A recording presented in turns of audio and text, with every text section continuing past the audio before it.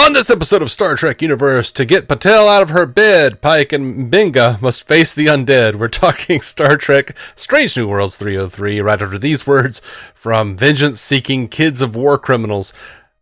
I kind of screwed up a few times. I can't really speak anymore. It's all good. It's all good, man.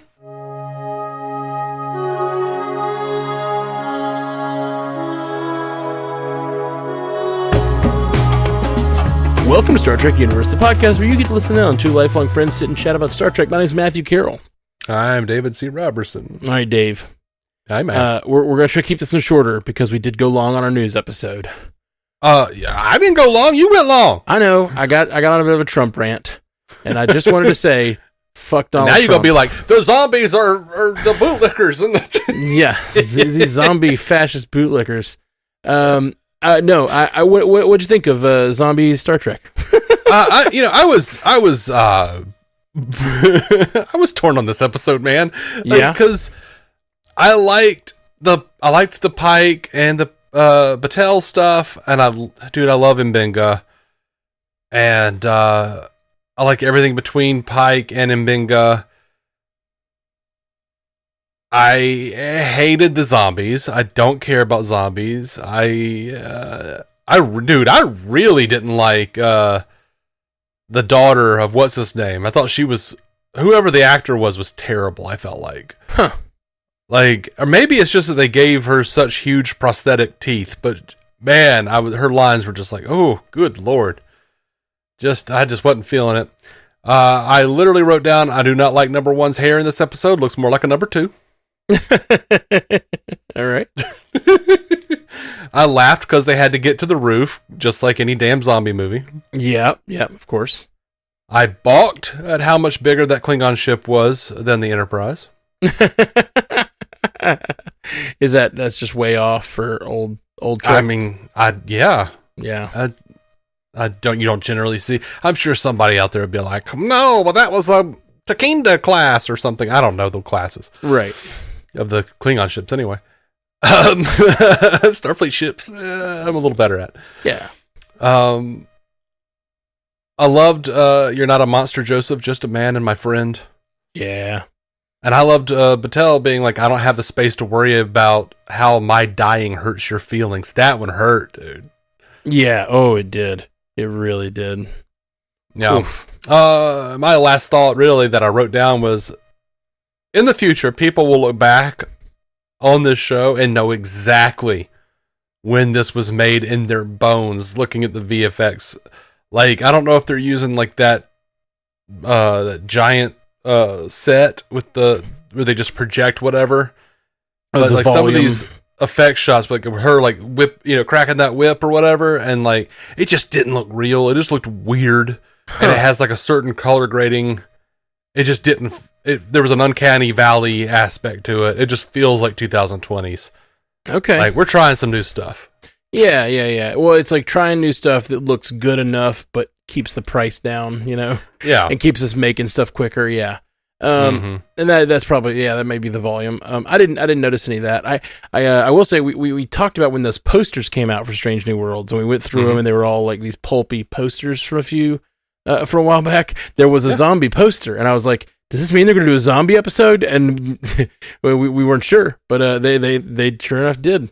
And it's got a shuttle crash in the background on that poster. And it's called Shuttle to Kenfori, I think. Yeah. I really, I'm torn. Like you said, I love zombies. I've always loved zombies. I've been a zombie movie fan. And I really liked that. I liked, and I thought it was absolutely a ripoff of Last of Us. Do you follow Last of Us at all? Do you know the plot? I don't. So the plot of Last of Us is, as a way of explaining what the zombies are, is, do you know about cordyceps and their ability to control dead bodies? This is a real thing. Yes, actually, yes. So yes. Cordyceps, their spores can get inside of an insect's body and control it. Mm-hmm. The only reason they can't do that to us, or like us, they say, is because they can't survive in our temperature Like our what happens is basically in Last of Us, the temperature of the Earth is rising as it is. Cordyceps adapt. They can now survive inside humans, and it basically provides a way that zombies work in that world, and they're being controlled by flora. So in this episode, when he's like, there's no fauna on this planet, only flora. And then they get there and these dead bodies are walking around being controlled somehow. And then they talk about it, and they talk about it being moss, which is, it is definitely like a ripoff of Last of Us, and I love it. Star Trek has always done that. Like they've taken like some sci-fi idea from something else and pulled it in, and I think it's fun. And it's just kind of like advancing the idea of zombies and what they are, and The Last of Us kind of came up with a version of that works so well for science that now Star Trek can be like, we can do zombies now. It works. Yeah. It works scientifically, and I think that's a lot of fun. So I didn't mind the zombies. I love a zombie story. I didn't think they did anything too interesting with it. No, they didn't. They definitely didn't. I liked the M'Benga stuff, of course. I liked all that stuff, like you said. Here's my thing, though. We talked about this last week when we talked about those 2 episodes, and I am realizing my Strange New Worlds problem. My problem with Strange New Worlds is that they're not having the self-control to do an A plot and a B plot. They're doing A, B, C, D, E plots. They're stuffing too many plots. We talked about it last week with that episode. I'm not sure which one it was that we mainly focused on this, but like, it was so many ideas that were going on. We were like, oh, that could have been a whole episode. That could have been a 2-parter. Like, it was the Gorn episode. We were talking about like that could have been a 2-parter in another thing. And instead it was relegated to like a 10-minute subplot where they're quickly moving through everything. A zombie episode of Star Trek where you have to deal with zombies, that could be its own thing. The M'Benga confrontation should have been its own thing. You did not need zombies and M'Benga. They didn't thematically line up. They didn't like work together to bring forth any kind of interesting thing. So like it's not that I minded either thing. I liked both, but they had no place together. I mean, thematically, you can kind of stretch and say the dead are coming back to haunt you. Sure, you can thematically stretch to do anything, but I don't think they made that case in this thing. No, I'm trying to make it work. No, I get it, and I appreciate your efforts, but I needed it to be like in the show, and sure you could make something just like his past come back to haunt him, the ghosts of your past, all that kind of stuff. But I just think that like that case is made much more simply by having this person show up and having her come. Like, this just should have been its own thing. Well, the exact problem you're talking about is a symptom of only having 10 episodes a season. Well, that's why I said self-control, because you have 10 episodes per season. It's your job to edit out the things. If you have great ideas and you have too many of them, you have to edit them down to where they fit in your 10 episodes. Well, but it's also a situation where they're seeing how people responded to Discovery and said, you have all these characters and we get little peeks at them, but we never get anything of them. And we don't know anything about 90% of your bridge crew. So I think they're trying to like give us more of everyone in Strange New Worlds and give everyone their time to shine. But you're right, it doesn't work. Right. You need more episodes a season if you're going to do that. You need more episodes, or you need to focus on less crew members, or you need to like cut out the zombies. Like, I love the idea of doing zombies. I really do. I don't mind it. It's great. Steal from The Last of Us all you want. Like, it's cool. But like, just zombies didn't have a place with M'Benga. And it made the M'Benga stuff feel like a B plot to a zombie episode. And that episode that is clearly named Fog of War from last season is under the Cloak of War. I'm just teasing you because you gave me shit last week for never remembering the name of it. Under the Cloak of War, like, is I think the best episode of this show so far. It is my favorite episode, and we talked about how they could never touch it again, and it would be this amazing, similar to In the Pale Moonlight, this one dark moment, or they could bring it back, and it would be fascinating to see what happens to M'Benga if this is ever outed to the crew. How would Pike respond? We had all these conversations, and then to flood that episode with 80% zombies, 20% M'Benga is ridiculous. And now they may have like a knowing glance about it later, but like they're not gonna have time to touch on this again this season. That was our follow-up to Under the Cloak of War, one of the best episodes. It was relegated to an E plot in an episode. I'll say B. I think that that the C plot was probably what's going on with the Gorn inside of the other captain. Right. It is disappointing because, well, now we know. We now know what. One, I like the ambiguity of the original episode of Under the Cloak of War. Me too. So I didn't need to know if M'Benga actually did the thing. Wait, what do you mean? They didn't. They left it ambiguous. They had it behind like a fogged window. We don't know exactly. Oh no, he did it. He admits that he like held onto the knife all that time.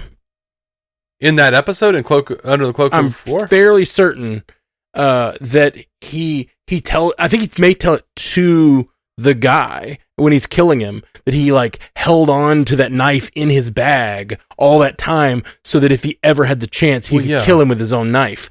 So I can't remember. It's been a long time. I don't remember because he says in this episode it was self defense and I can't remember if this guy attacked him first, but I don't think he did. I think he just straight up assassinated him, if I'm remembering correctly. And then he told everyone it was self-defense. It was behind glass, but the fact that he had it hidden and ready, I think it was clearly premeditated murder. And that's this is our healer on the ship, and he's a premeditated murderer. That's what's but you understand where he's coming from, and that's what's so dark and fun about that episode. So yeah. I assumed he killed him. Without it being self-defense. Like, I assumed. But they did offer it in that original episode as ambiguity. Like, we knew that he wanted to, we just didn't know he was gonna do it. And then there was like that whole like tussle behind the glass where you could barely see what happened, and he said it was self-defense. Okay. But we could still believe. Here, he outright says, no, he did it. Well, no. The part that's not self-defense is the guy. I can't remember if the guy attacks him. He might have attacked him, but the guy didn't have a weapon. And that's the thing. Is like, that's the thing. He grabs the guy's old weapon, stabs him through the heart, and says, he came at me with a weapon. Like, if the guy had come at him with fists, they could have fought, called security, told the computer to do something, like whatever. But like, if he told the story that this knife was brought into the situation by that guy to murder him, and he like grabbed it from his bag and stabbed the guy. But yeah, like so it may be that it was self-defense in that way, that they should have been, that guy started the tussle, but like M'Benga is the one that escalated to murder and like had the weapon on hand to escalate it to murder. Yeah. No. Yeah. I mean, as we know, like, he straight up had it, and he knowing what he was going to do. Yeah. So, but like, I never needed to know like that's all I'm saying, is I didn't need to know the specifics of exactly what happened. And yeah, they did just kind of throw it into a really jam-packed episode in the middle of like zombies running into a force field. I would say it wasn't even that jam-packed. Thinking about it, like, it's just such a meaty plot to leave as a B plot. It is the plot. It should be the plot, and it is just a thing at the last 10 minutes. You know, it's just really, really disappointing. It is. And, you know, then I also had like this thing with like, I was aggravated with the rest of the episode too, with Ortega, because like they were like trying real hard to convince me, like, because they're like, she's usually rude, but not insubordinate. No, she's insubordinate. Like every fucking episode. I bring this up every episode of the show. Do. She's pretty insubordinate, and it's just that Pike is really easygoing about it. And for once, Una's in the chair, and she's like, I don't deal with that. No, like, stop doing that. But now they're trying to make the case like, oh, see, it's her trauma. You're gonna know something's going wrong with her because of a Gorn thing. She's got that that Gorn that looks like the creatures from the Dark Crystal. I just thought that was her trauma. Like, I thought she was just traumatized by the Gorn, right? Oh, I don't know. I don't think so. I think she's got something in her or something's going on. Maybe it's trauma, but it's weird. It's interesting. Weird I guess I've just assumed that last shot was her imagining the Gorn because she is so traumatized by the experience that she's like freaked out and she's on edge, and that's what this episode was like, further exploring. Like, she's so on edge she's ready to go back into battle, you know. Yeah, maybe it is. I thought that there was some kind of like Gorn connection, like there was some sort of like Gorn trying to control her, or there was some sort of Gorn inside of her. I don't know. It's possible. We don't know enough about the Gorn, and we're learning more. It's like Shinzon and Nemesis, but with a Gorn. Like, yeah, totally. Instead of being all creepy sexually, it's just like, eat flies. I don't know. It's just like. Protect your eggs. And like, that looks like a comfortable rock to sit on. Well, you're making all those connections, but also like this episode we find out that Pike's girlfriend, Captain Batel. I wanted to say Tally, and I was like, that's not right. Captain Batel. Captain Lady. I was like mixing up the letters in her name. And only using half of them. Captain Batel is like dealing with something similar, and that's the only reason I kind of think it's not Ortega's, isn't? I don't know. It could be. We're learning that the Gorn have more like mental powers than we realized before. Which, I'm sorry. Okay, I like when we learn new things about species and either advances their technology or we learn more about them and the way they creep or whatever. Like with the Borg. Yeah, I'm thinking like with the Borg. Like first it was just like, oh, there's these drones, and if we're quiet, and then it's like later you find out this thing and this thing. Oh, there's a queen, and then you build the mythos over time. The Gorn until now has just been a lizard that fought slowly. And now, last season, we found out they're xenomorphs, basically, but, reptilian xenomorphs. Xenomorphs aren't reptiles, right? They kind of have reptile vibe. I don't know. I think they're just giant metallic penis monsters. I don't know what they are. Yeah. That's it. So you got these xenomorphs, basically, that can lay eggs inside you and burst out of your back. Like, that's a new thing. And I feel like we just need to rest with that. Like, that's enough of a crazy evil thing to deal with, or crazy scary thing to deal with. Evil's a hard word because they're just doing their thing. They're just planting their eggs, you know. But I don't know. Anyway, I miss it when the Gorn were just like, I don't know, mini Godzillas and Flintstones cosplay. Yeah. For just sure. Walking around going, like, oh, what's he gonna do? He's picking up a rock. It's kind of a small rock for his size. Yeah. Well, I'm interested in what all's going on with Batel and like how it's gonna be that she's gonna be like half Gorn now. what that's gonna mean. And when Spock mind meld with her, like that whole like facing weird Gorn mind meld stuff. I don't know. It's weird. It just feels like they're expanding the lore of the Gorn quickly, I guess. Yeah, it is. And it was funny to me that like, unlike a Counselor Troy situation, Spock got in there and he didn't sense fear or hunger or anything specific from the Gorn. It was just, we just kept seeing like a blurry mouth going, yeah. It's like, okay. Yeah, I think it's kind of precedent for that when a lot of times they'll like be seeing memories or faces or whatever of people. But it's it's silly, but whatever. I'm down for Gorn weirdness. I don't know who Captain Batel is going to be when she becomes half Gorn. What does that mean? I mean, we know she's not around for the end of Pike's deal, so. Right. Yeah. We got some feedback from Stu. Hey, let's hear it.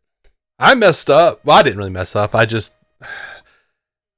Stu had asked if like we were going to be recording at a certain time last week, and I told him, he had time, and then I never got anything. But it turned, for some reason, it sent it to the spam box.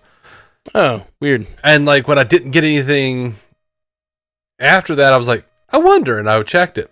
So we need to catch up with Stu from last week as well. All right, let's do it. Stu says, this is for the first 2 episodes. How much corn could a born Gorn scorn if a born Gorn could scorn corn? That's his title. Nice. Hello. Hegemony Part 2. The USS Pablo Picasso, because there's so many well-known Picassos that you just needed to include the full name? I think you've made this joke. Also, another Earth reference and a bougie one at that. Where's the USS Jim Lee, damn it? Or the USS Jack Kirby? Or the ISS Rob Liefeld, if it's the Mirror Universe? I agree. We need comic book creators. Yeah, that would be fun. Using comic book creators' names as the names of ships, Stu. And nice shade with if it's the Mirror Universe. Yeah. I know medicine is much better in that time, but can we have more concern for a member of the landing party missing half their hand and not so much of a you'll be fine, walk it off 2-second reaction? At least Ortega's still has a middle finger to stick up at the Gorn. Yeah. I mean, yeah, but there's some Starship Troopers stuff, man. Listen, she flies the ship. She flies the ship, yeah. Don't wait for me, Spock. I think this trope is overdramatic under usual circumstances, but especially when the person waiting has a vastly longer lifespan than the person they're waiting for. A full-scale Gorn invasion? Scale, because they're reptiles. Damn it, Stu. Quote, perhaps we just need a little faith. Is this episode going to end with Spock doing George Michael karaoke? Dude, they did George Michael in the next episode. Did they? Yeah, at the wedding. Oh, funny. That's wild. There's no getting around it. Those binary stars look like a big set of balls, which means Pike's plan involves flying into the equivalent of the system's taint. Bit of that toilet humor you like, Dave. What? What am I picked on? Stu just knows who likes toilet humor and who has more refined taste. Yes. From a more civilized time. You have refined taste. Mm-hmm. You're my friend and wanted to do this show with me. What does that say? that I am kind to my lessers. Uh-huh. Yeah. You're like, yes, we'll have Dave be my co-host. How terribly jejune. Let's see. And he finishes that episode off with, they literally sent the Gorn to bed without supper. Yeah, they did. Yeah. All right, and Wedding Bell Blues. They kind of just glossed over Scotty being transferred to the Enterprise, but Ensign, what's his name? Seriously, he's only called Ensign. In the med bay, gets a scene about it? And he gets to be in the cocktail scene? Okay, I get it. I see how it is. I guess saving the day twice in one episode doesn't warrant any follow-up attention. And that's another thing. That Ensign, that's a good point, Stu. That Ensign, we don't need more characters in this damn show. Stu says, it's got to be one of those plots? Yes, it was. Mm-hmm. Okay, it picks up as a premise with the forced buddy pairing of Spock and Corby. The rest of the bridal party are enjoying facials. Phrasing! This is less a bachelor party and more another excuse for Pike to make dinner for people. Okay, I'll do with that. Did he wish erase Sarek and Amanda from existence? You know, here's the thing about that. I did think about that briefly, Stu, and my thought was, as annoyed, when you look at Journey to Babel, and you say, okay, or Babel, all right, fine. Spock is so estranged from his parents, he didn't tell Kirk and McCoy that Ambassador Sarek was his father. Sarek is an asshole the entire episode about Spock having joined Starfleet Academy. Do you think, if he was invited, do you think he would have gone to a wedding of Spock marrying a human on the Starfleet vessel that he's from, or that he lives on? Like, I can see it. I think they're strange enough. Like, oh, so you break it off with T'Pring and now you're marrying her? I mean, the T'Pring was an arranged marriage. So that's another spit in the eye, you know? Yeah. Anyway, moving on. Why the fuck would they cast John Delancey in this role? It's like they want to cause arguments in fandom. So the showrunners actually came out and said, like, basically they liked Q Squared, and they said smarter people than us came up with this, and we decided to do them in the honor of making it canon. Nice. Oh, that's cool. That's exactly what they said. Very cool. Stu says, I mean, Spock and La'an wouldn't be the worst pairing to come out of all of this. They have way more in common. I swear I made the George Michael comment as I was watching that episode. I had no idea that Wake Me Up Before You Go would be in the follow-up. So, a little flawed, but I think a decent start to the season. The premiere kept up the stakes and tension from last season and dealt with multiple stressful points and had a scientific solution to the problem, even if neutralizing the whole Gorn as a threat, albeit temporarily, feels like too big of a win from this. I get the second episode being a bit of a palate cleanser after all of that intensity, and I'm a Rhys Darby fan, so he did well, and the immediate shift to Spock and Corby having to work together was a nice twist. I just think, though, that a 3-month time jump and us not even going one episode without Chapel kind of undermines the idea of the separation a bit. I agree. Stu, he goes on and says Ortega's getting trauma is something new for her, though I also feel it also feels naggingly familiar, and it raises an issue I have where I wonder how such an advanced progressive future society is so bad at catching mental issues and treating it. The worst example of this being when Picard revealed his mother's issues were handled by her dad locking her in a bedroom instead of getting professional help. And you'd think after getting gutted and losing fingers, Starfleet would have maybe been a bit more rigorous in making sure she was mentally ready. By the way, how did they handle the fingers thing? She got them back in episode 2, but how? Are they bionic? Are they regrown somehow? Give me the deets. Anyhow, hope you fellas liked it. I think because it's been a thing in all of Star Trek, the mental health thing. I think they now take for granted so much that if people need help, they will ask for it, that they just kind of slack off on it.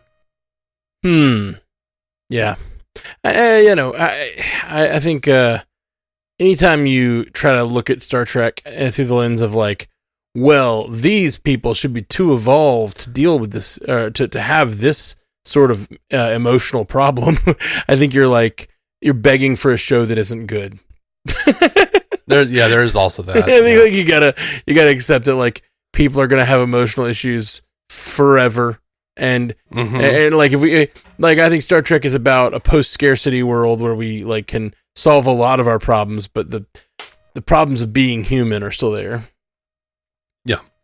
All right, final email for this episode, for the zombie Klingon episode from Stu, titled "Gorn Eggs and Spam." Stu says, hello, testing, this is not junk mail, Really, Dave, after you knew I'd be sending something you didn't even check? This is why I'm the tiny guy controlling the life-size robot, and you're just the autopilot. Yeah, our new canon is a Section 31 riff. Deal with it. Yeah. All right. Shuttle to Kenfori, the guy from the original Dawn of the Dead? Okay, whatever. Oh, Kenfori. Okay. Is that a character from Dawn of the Dead? Oh, I didn't realize that. Yeah, I don't watch zombie movies. I like Shaun of the Dead and Zombieland. That's it. I was wondering why this was called that, because it seems like there would be a much better name for,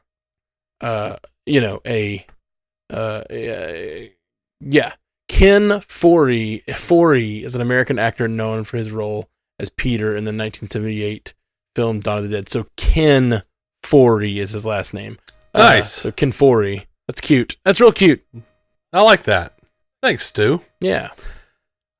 Pretty sure this is like the 5th time Pike has broken an unbreakable rule that should cost him his career at this point. That's all Starfleet captains, man. You know that. Oh, yeah. You know Stu. You know Stu. Had they previously established that Pike and M'Benga go this far back with each other? I don't recall. If he did, you'd think he'd have more involvement with things like the daughter subplot in season 1. A little bit, maybe. Yeah. There should there should be a point where Pike is just like, why do you keep hiding shit from me, dude? Like we're like old buddies. What do you? Yeah. You have no idea what I'm hiding from you, Chris. Well, there was a line that that at the end of the episode where he says, "Are you hoping?" What does he say? Are you hoping that I would? Or gosh, no. Are you worried that I would? And I really wanted her to follow up with it. I know it may be trite, but I really like what it would mean for the characters and him to be like, "Are you worried that I would turn you in, or are you worried that I wouldn't?"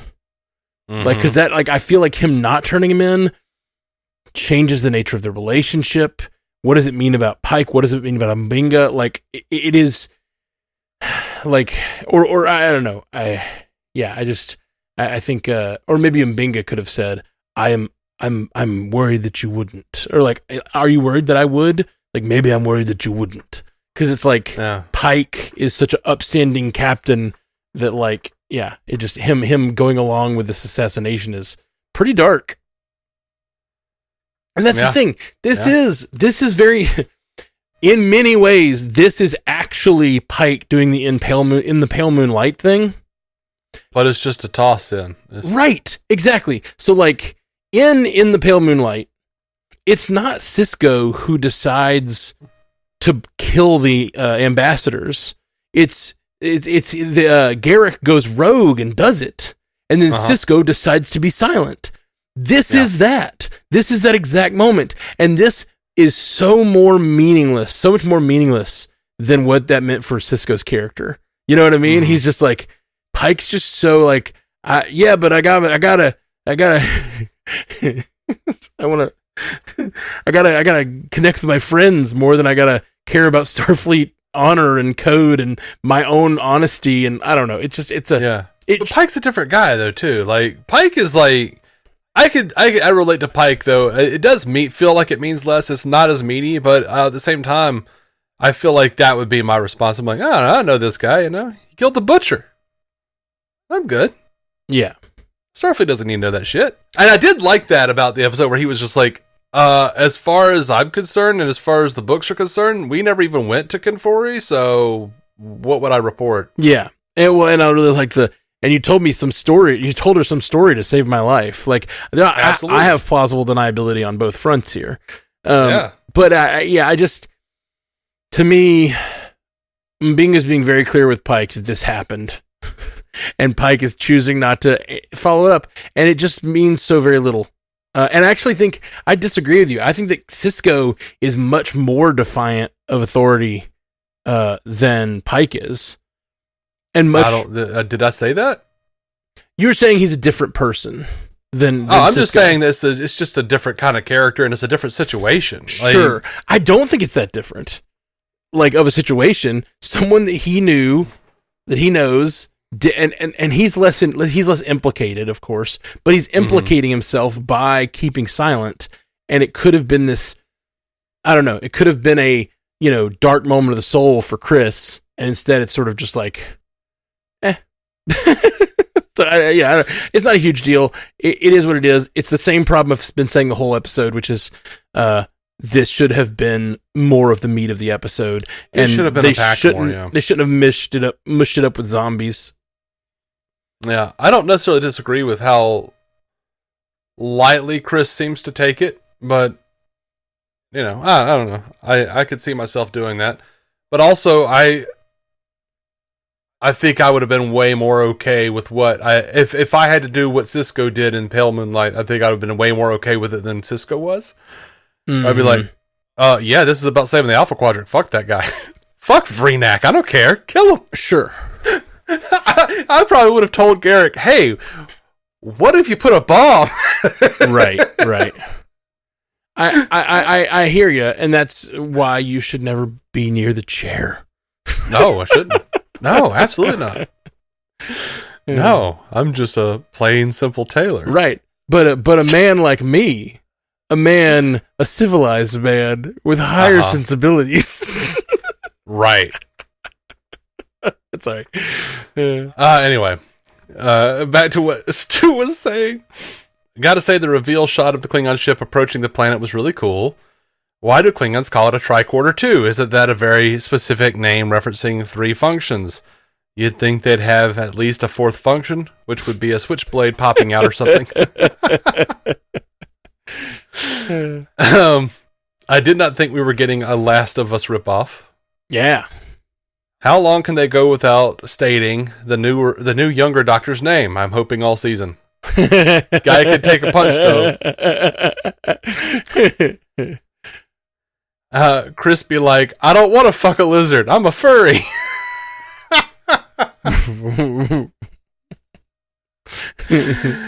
You wouldn't have to turn your phaser into a grenade if you just use the whole beam setting. Never gonna let this go, ever. I agree. I don't like the Star Wars pew pew. I like the beams. If these things can move, though, doesn't that imply a cardiovascular system and things like minimal blood pumping? In other words, life signs? They even make sounds, which shows some basic respiratory functions. Yeah, they were sleeping or whatever, but they have to have some consciousness to be able to detect prey being around. I don't know the science, man. Yeah, well, if it's Last of Us science, actually, I don't know in Last of Us if they're dead. I think it might be implied even that they're still living. They're just being controlled by the cordyceps. But if we're going Last of Us science, it's not them moving or them breathing. It's the fungus within them causing all these things to happen. Mm-hmm. The fungus in Last of Us is, at least in the show, I think this is different in the game, but is actually like all one kind of hive mind, and so the actual creature that's running at you, the zombie, it doesn't have to hear you or smell you. The ground, like the cordyceps on the ground, can touch you and realize you're there, and they can send them after you. Mm-hmm. Okay. Cool. It's pretty cool.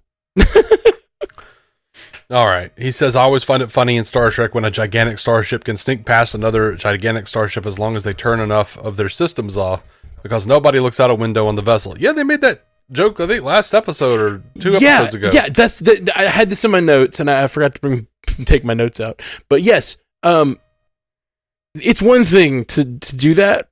It's another thing to make a joke about how, like, we hope... They said, I hope no one looks out the window when the Gorn... And then they got to the Gorn and realized, it's okay, they don't use windows. And it was like, oh, well, that's convenient for this one episode to find out the Gorn ships don't have windows. But whatever. It's a plot device to teach us about the Gorn. But, like, in this episode, that's 2 episodes later, they do it to the Klingons, who do have windows. Yeah. Yeah, they do. Yeah. Stargazing is not a warrior's activity. Yeah. And I don't know, like, here's the thing. Why did that ship fire on the Enterprise or anybody? Like, Klingon lady on the surface says she had to charter a ship. She was a renegade. She chartered a ship. That ship should not care. Right. About what the Enterprise is doing. Well, I'm assuming if you've been hired to do a job, or like you're a mercenary or whatever, you're probably supposed to have like the honor to complete the job, even if you're, anyway. even if they just killed this lady down on the surface or killed a bunch of their crew, they probably are supposed to have the honor to protect her if they've sworn to do so. Stu says, "Come on, M'Benga wasn't even on the juice for the fight to be that short. Maybe she wasn't in that position because she was dishonored. Maybe she was just bad at Klingon stuff. Though I must admit, I was considering the possibility he'd actually die and we'd learned that the new ensign is his nephew or something, and the M'Benga who appears on TOS, oh, but that guy's too young. Yeah, well, so's the current April. Plus, I feel there's something else about him that's different from the previously established canon, but I can't quite put my finger on it."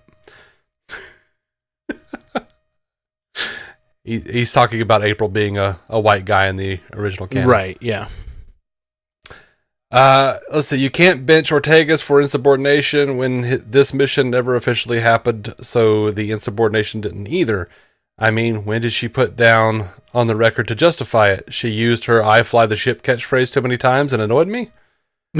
This was solid, though. I'm not sure whether I find the plant monster zombies charmingly camp in their practical goofiness. They largely looked like people wearing ghillie suits? Ghillie? Yeah, ghillie suits. It's those suits that make you look like a plant that like military people use to hide in the brush. Oh. Okay. Or just kind of lower rent compared to the relative budget elsewhere. It was good that we brought up M'Benga's murdering again.